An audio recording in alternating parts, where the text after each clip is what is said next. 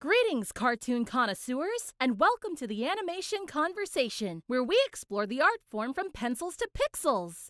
And now, here are your hosts, Rusty Shackleford and F. Hey, everybody, welcome back to another episode of Animation Conversation, this season recap. I'm Rusty here with. What's up, party people? It's your old pal F. All righty. Yeah, so here we go. We're just gonna give you guys a recap. You know, where we've done 15. 15? Yeah, 15 episodes. 15. This is our Oh wow. 16th episode. This is 15 episode 16. 15 episodes in the bucket. We're calling this the season 1 finale. Yeah, the season 1 finale. So we've given y'all some amazing conversations so far. So we figured we'd end it with a little impromptu conversation here with me and F to kind of run through everything that we've accomplished, I guess. Yeah, and suffice it to say, this is I don't know what season means, hopefully season 2 will come sooner rather than later. I can foresee us in the next couple of months, doing a couple of specials if we can set aside some time for interviews. But just to give the briefest of explanations, I once again, as is my way, have taken on way too many commitments. And over the next handful of months, 2 or 3 months, we're both just, our schedules are just not aligned. And the stars do not align at the moment, which is okay though. That doesn't mean that it's not the final, it's just the finale. So Right. there is a continuation. It does go on. So we're just wrapping up a season for you guys, and right. Yeah, so and consequently, I would frankly heavily encourage everybody to use this as an opportunity to scroll through the 15 episodes prior to this one. And especially again, if you're an animation student, or if you're frankly, if you're even remotely interested in a career in media in any capacity, or an art student, as we remember from our interview with Elliot Cowan, there's just tons of information here. So I would highly recommend giving some of those interviews another listen. Yeah, for sure, definitely. A lot of good stuff out there to check out that we've already done, as well as other stuff that F is involved in too on his pages as well. There's lots to look out for, I'm sure, on that. Yeah, well, and that's one of the reasons I need to take this little break, and I'm sure you're going to probably take advantage of this little break as well.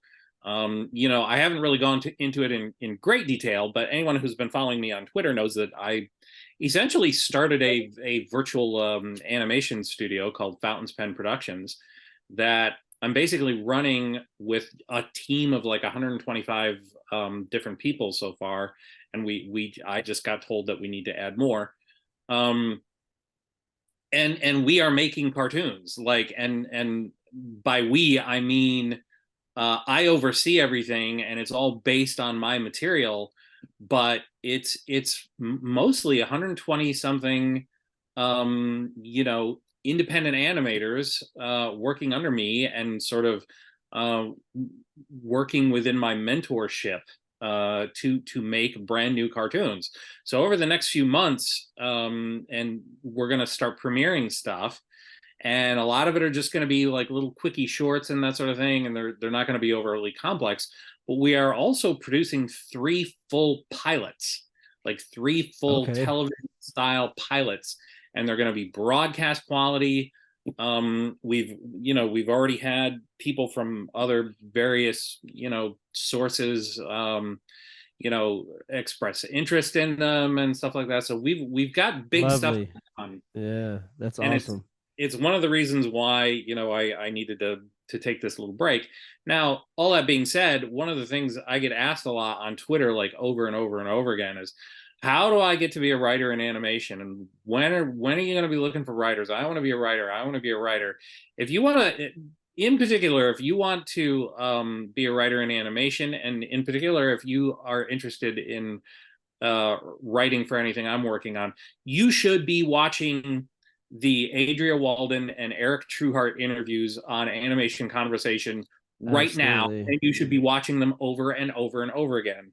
Because again, it's one of those things I get asked constantly. Oh, I want to write for animation. Writing is one of those things everybody thinks they can do, and not that many people can. And when you tell them, well, here's how you get started, that's where you sort of separate, the people who are really serious versus the people who are just hobbyists, because you tell them, oh, listen to this interview and really pay attention to it, and then they don't do it. Well, I got no sympathy for you. If you want to be a writer in animation, you should be at this moment, shut this episode off and watch the episode with Adria and Eric. They're great episodes. Yeah. And we're gonna have more. We've got other writers lined up for season 2, and that's the other reason nobody should think that this is the end. You've got guests that you've lined up. Yep. I've got guests that I've lined up. We don't have dates set yet, but we've got some. We've got people in the bag for sure. That's the thing is there's a lot going on in the industry. Negative one way, positive the other, and that's the issue that we're coming into at the moment. Is a lot of timelines aren't lining up for people that are working currently or not working currently, doing other things. So it'll all come to fruition, and I think that in the fall and in the spring and into the spring, it'll have some really, really good episodes for you guys, some good interviews. Well, and I would like to keep the door open, and you and I have not discussed this, so for all I know, you're like, no way, F. No, I think there will be opportunities between now and when we really start up again to do sort of special episodes, like if something. Oh, absolutely, yeah. We'll be able to do a couple of specials, maybe even I don't know, maybe even around the holidays, maybe before Thanksgiving happens, we could do a Thanksgiving animation, because I have a huge master list on my computer that I did for Thanksgiving one year of cartoons to watch for Thanksgiving, and there is so many of them, it's unbelievable. Oh my gosh, hundreds of them almost. What are some of the things on the list? Oh, let me pull the list up real quick right here. Let's see. Where is it here? Oh, okay. There's All Grown Up. There's season 1 and season 4, episode 1 and 2 are a Thanksgiving special. Arthur has a movie, which is an Arthur Thanksgiving, as told by Ginger, has season 3, episode 14. Blue's Clues, season 3, episode 29. Bobby's World has one. Bubble Guppies. Hey Arnold, season 3, episode 14. Cat Dog, season 2, episode 21. Max and Ruby. Power Rangers, season 2. I'll watch most of them. I'll watch as many as I can. You're gonna watch all these. As many as I can, yeah. As many as I can. That's fantastic. See again, this is one of those things where I've had people reach out to me on Twitter or X. That's how long it's been since we recorded. Oh, yeah, that's how long it's been. Reach out to me and go, hey, have you seen such and such? And it's the anniversaries of such and such a show. And again, I've had to reiterate, even when I was knee deep in the industry, I would watch stuff that I felt, really pertained to, my specific orbit in the industry. But again, when you go home from working on cartoons all day, the last thing you want to do is watch cartoons. Because again, even the really, really good ones, you find yourself going, well, why didn't they ask me to work on it? And then the really, really bad ones, or even the less than great ones, you're sitting there going, oh, I could have done this so much better. They should, blah, blah, blah, blah, blah. So yeah. It's hard not to watch. It's hard not to look at things with a critical eye when it's something you do all day. It's like when I did factory work, if I was watching a TV show or anything that had to do with anything in a factory, Yeah. I was sitting there like, oh, that OSHA would never let that fly. That's such a that kind of stuff. So yeah, I know exactly what you're talking about. Which it's actually kind of funny now. I don't know what reality show I was watching, but it kind of blew my mind away. It's there's literally been a workplace reality show about pretty much any job you can think Everything. of, and yet somehow nobody has tilled the fertile soil of an animation studio. Now I pitched this idea to Cartoon Network like a million years ago. I was like, I wanted to do do you remember that thing that, like, I think it was Matt Damon and Ben Affleck did, Project Greenlight, where I don't know that, no. It was a show where it was basically a reality show where they tried to find the next hot young director. Okay. And they would follow them along. They would give them a budget of X number of dollars and say, here, make a short film. And if we like your short film, it was a contest. And at the end of the contest, they would say, okay, we're going to pick one and we'll make your movie. We'll give you a smallish budget and we'll make your movie. But the whole point was, it was sort of like American Idol, but for directors. And I pitched the same thing to Cartoon Network. I'm like, you're Cartoon Network. Why don't you have a reality show based on the making of the cartoon? And everyone thought that was a ridiculous idea and that nobody would be interested in it. I think that would be a great idea. Or even something like, even a Big Brother like episode where you stuff a bunch of weird, awkward animators in a house together and they all have to make something together and you get kicked out based on whatever, I mean, you could have so many ideas of something like that with cartoons. I don't know. I think it would sell. I think I would watch that. I don't know. I'm part of a niche. I'm part of a niche audience, but I would definitely watch it. I've had so many great ideas just get poo-pooed that I just know one day someone's going to do them. And then I'm going to say, I had that idea, and everyone's going to go, yeah, right. Like, I also, this was another thing I did while I was at Nickelodeon. I had this grand idea that I pitched to Nickelodeon because they were always doing, all the studios were always doing charity events. And one of the sort of topics that I thought would be a good topic for a charity event was because at the time, and this was in like the late 90s, early aughts, funding of the arts in public schools was kind of suffering. And so I was like, well, why don't we do an event where we raise money for, the arts in public schools? And so I was like, how great would it be to organize a first inter-studio Pictionary competition amongst productions, like Teenage Robot would compete against, the Fairly Odd Parents against Avatar. Yeah. I see what you're saying. SpongeBob and all the studios that were going on at the time. That individual studio finds their sort of champions, and then after that, I'll hold a big event somewhere and have each studio, Nickelodeon, Cartoon Network, Disney, Warner Brothers, have the best of their best, do a Pictionary competition.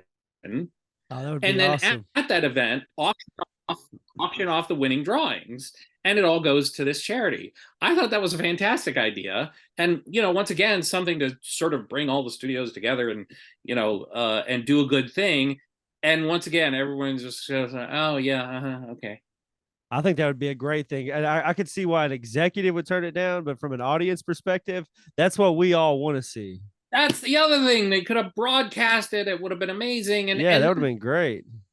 Okay, fine. I realize the logistics of getting all the studios to do it together might be a little weird, but my goodness, for a place like Nickelodeon or Cartoon Network, have one, like I said, have like, Jimmy Neutron versus Invader Zim, in a Pictionary competition. That's the thing is if you combined all these character worlds too into one big cartoon movie type thing, like they did with video games and Wreck-It Ralph, the video game industry came together enough to do the licensing to be able to make something like Wreck-It Ralph. I think it would be cool to see something like that with multiple studios where you have like the Looney Tunes versus the Nickelodeon versus the Cartoon Network. Well, You know what I mean? Wreck-It Ralph only so got great. made. Wreck-It Ralph only got made because you know, that literally they owned everything that was in there, but or at least licensed it or whatever. I was very amazed when the Chip and Dale's Rescue Rangers movie came out a while back. That was kind of it was sort of a Who Framed Roger Rabbit situation. And okay, I haven't seen that yet. I need to watch that then. I'm not crazy about it. Boy, they licensed the hell out of a million characters that you never would have thought Disney would have even wanted to remind you of. Like they had the Simpsons in there, they had South Park. Oh, wow. They literally went out of their way and they got everybody to that table, and that was impressive because I do remember. I'm gonna have to check that out. I haven't seen that. I want to watch that now. I do remember, you know, people have been saying for years, and this is still true, that you couldn't get Who Framed Roger Rabbit made today. Like it just couldn't happen. Yeah, I can see where it would be difficult to make nowadays for sure. That's a great movie though. That's a good example for sure. I mean, Who Framed Roger Rabbit? That's animation royalty, and it's classic. But it was one of those things where, you know, I'm quite certain that the you know, that like I said, all the licensing and just all the legal red tape they had to go through. Like I do know that it was in the contracts that, you know, they were counting the milliseconds that Mickey Mouse was on screen versus Bugs Bunny, Donald Duck versus Daffy Duck. It had to be perfectly even for those big juggernauts.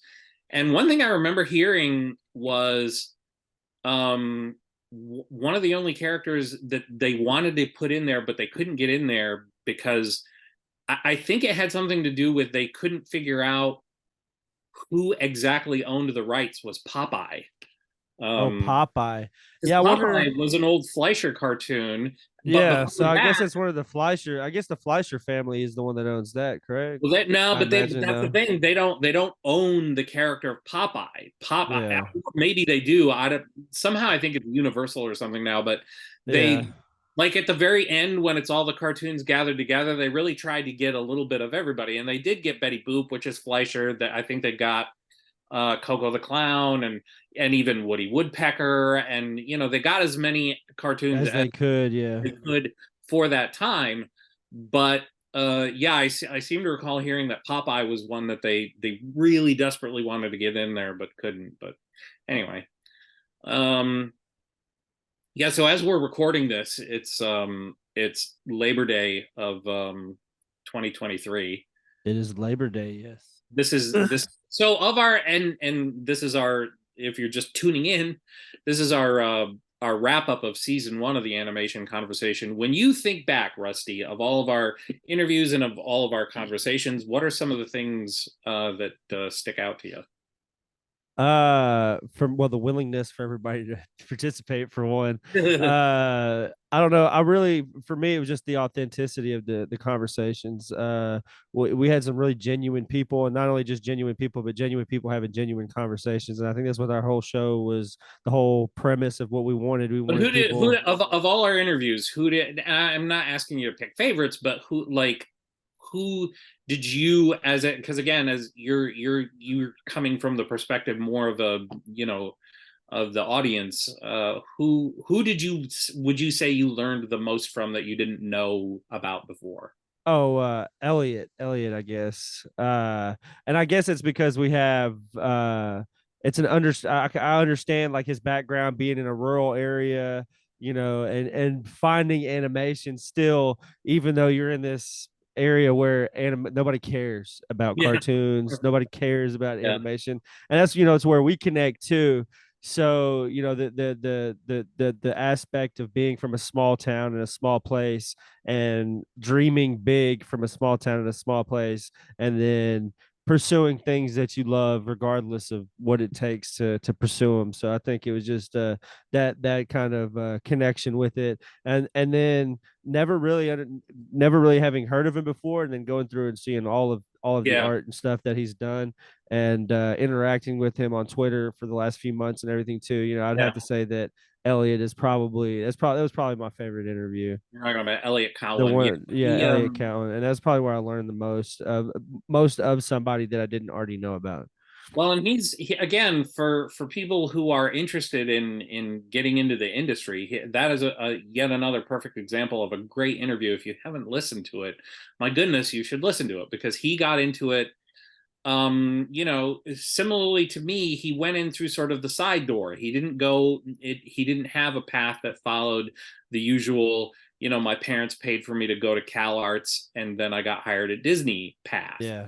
You know, for that same reason, one of the ones that sticks out with was very forthcoming, and I'm sort of glad that she worked out to sort of be our season finale interview, or our last interview of this season, because she was very forthcoming about the fact that, you know, she sort of had this period where her career was on a upwards trajectory, and then had another period where it just dried up completely, and she was struggling, but kept at it, worked hard, you know, worked the, you know, levers and gears and pulleys of the industry, and is now once again doing very, very well. So again, that's yet another one of those interviews that I think everyone should listen that was to. Our last episode. That was episode 15. Adria, how do you say her last name? Walden. Yeah. Adria Walden. Yeah. Well, and let's not forget that it was on this very show that Rob Renzetti, you know, revealed to the world that he would, you know, premiere his written story with Alex Kerwin illustrations. Oh, absolutely. His new episode of My Life as a Teenage Robot, which I think is just gangbusters. No, that's awesome. And then our YouTubers too. It was cool to have some YouTubers come on and talk with us.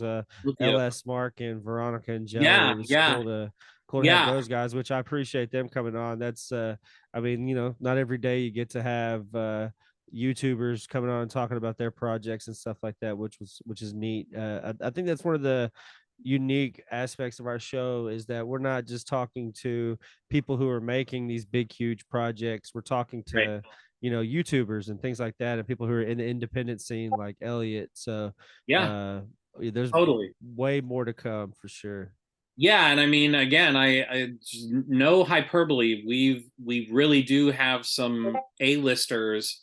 Well, I guess if I don't want to reveal anyone's names, but we've got voiceover guys coming on this show that you will all recognize. You're all going to want to hear. So stay tuned for that. I am doggedly determined that we are going to have a development executive on the show, so that we can, you know, it's all too easy when you talk about animation, whether you're a pro or a fan, to blame everything in the industry on the executives. And I've got a friend of mine that's coming on that was an executive at Warner Brothers for years and years and years, and she's going to come on and sort of give her perspective on it, because I think if I recollect, they're actually responsible for some great things in 100%. In life. So it's that's the thing is we hear so many negatives about so many different things. We just want to show both sides of the coin as well, you know, because there's two perspectives, there's two sides, and being able to talk to an executive and have them tell their stories from the developmental side and from like the money aspect of it. It's like, you know, there's only X amount of dollars and there's hundreds of thousands of this, and there's only this much money for the funnel. So it's like there's going to be great things that just get past, you know. So it's a sad way it goes, but that's just try harder. Try harder, you know. It's a sad way to say it, but try harder. It's another reason, you know, Rob came on the show and sort of confirmed what I've been crowing to people for ages, because people ask me, "Oh, My Life as a Teenage Robot, why did they do that to My Life as a..." They didn't do anything to My Life as a Teenage Robot. It got so-so ratings, you know. Yeah. that's not up to the network. The network wanted My Life as a Teenage Robot to do great. You know, that every show that gets picked up, they want them to do great. They invested money into it. Yeah, because that's an investment. They put money into it. They put time and effort to set all this up and get it ready to distribute. And then they distribute it, and then the ratings don't do as good as the effort they put in. So if the effort's not matched in ratings for how they put in to get it started, it's just, it's not feasible monetarily, or the energy period. It's just not there. I imagine that sucks the energy out of a room too, when you put all that energy into it, and it's like, oh well, the ratings aren't that great. Well, it's like, all right, well, let's find something else to move on to. It's why I've been on a pitching hiatus, and I guess pitching retirement, because I don't really plan on pitching anymore, because I've got my own little independent studio started. It's why I had to go that direction, because again, people think you pitch a show, the network likes it, they pick it up, and then, next month it's on the air. That's 99% of the time, that's not how it works. You pitch a show, and then for the next 4 years, or 5 years, or 3 years even, you spend your life, sort of massaging this thing, and then it gets on the air, and it only does okay, and then get canceled, or it gets canceled before it even makes it on the air. Like, you pour 4 years of your life into this thing only to have it get, shit canned at the last possible second. It's why they call it development hell. And, it is one of those things where the artist does walk away from this, even though they didn't make a lot of money. The artist walks away able to go on to another show and do something else. Whereas a lot of times, if you're the executive who championed a show and said, this show's going to be fantastic, this show's going to make us all kinds of money, and then it doesn't, that's where heads start to roll. But it's, and that's why it is fun to talk about, the directions that animation is going. I know there's some new shows coming out that I'm actually very excited about for traditional media, but I also, every day I feel like I discover some new, either YouTube or some other source of independent animation. And it's I've been doing a lot of independent animation research. We actually in the world of animation, we lost one of the greats in voice acting here recently, Johnny Hardwick. We had a great conversation with one of his best friends on our King of the Hill podcast. One of his best friends came on. We had a tribute to him.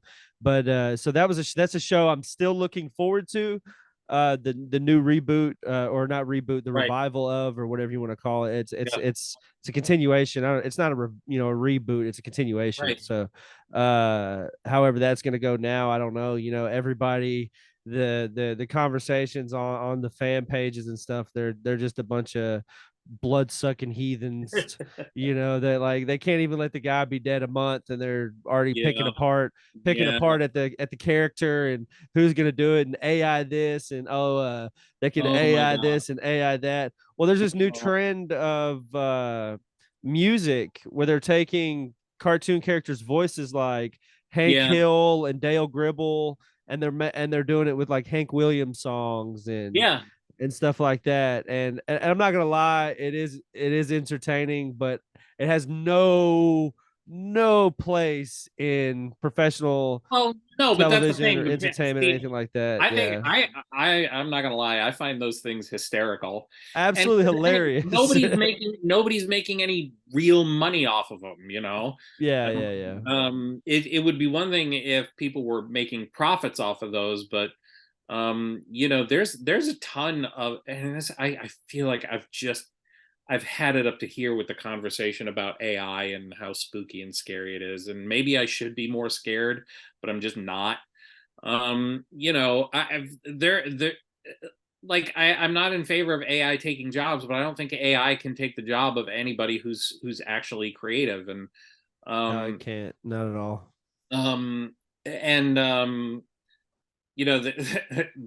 Anyway, I've seen some of those things that you're talking about, and I'm thinking of specific ones, but I don't want to necessarily advertise anybody. So anyway, I got to wrap this up.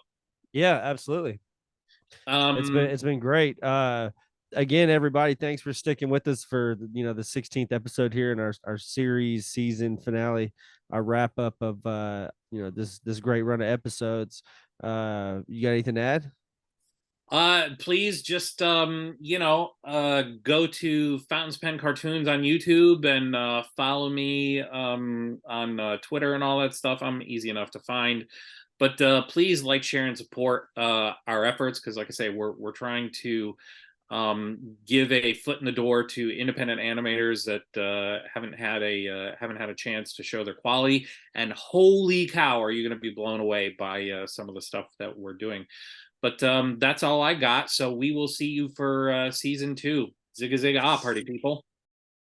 And that brings us to the end of another incredible episode of Animation Conversation. We hope you enjoyed this animated adventure as much as we did. Remember, if you have any questions, comments, or suggestions for future episodes, we would love to hear from you. Feel free to reach out to us on our social media channels or through good old-fashioned email. We value your input and want to make Animation Conversation a podcast that resonates with animation lovers like you. Our Instagram and Twitter are @AnimationConvo. Our YouTube is @AnimationConversation. Our email is theanimationconvo@gmail.com. Before we say our final goodbyes, we want to remind you to stay animated. Keep exploring, appreciating, and sharing the magic of animation with others. Let your imagination soar and let the world of animated wonders continue to inspire and captivate you. Thank you once again for joining us on this incredible journey. Until next time, this is Wubcake, signing off for Animation Conversation. Keep watching, keep dreaming, and keep the animation conversation alive.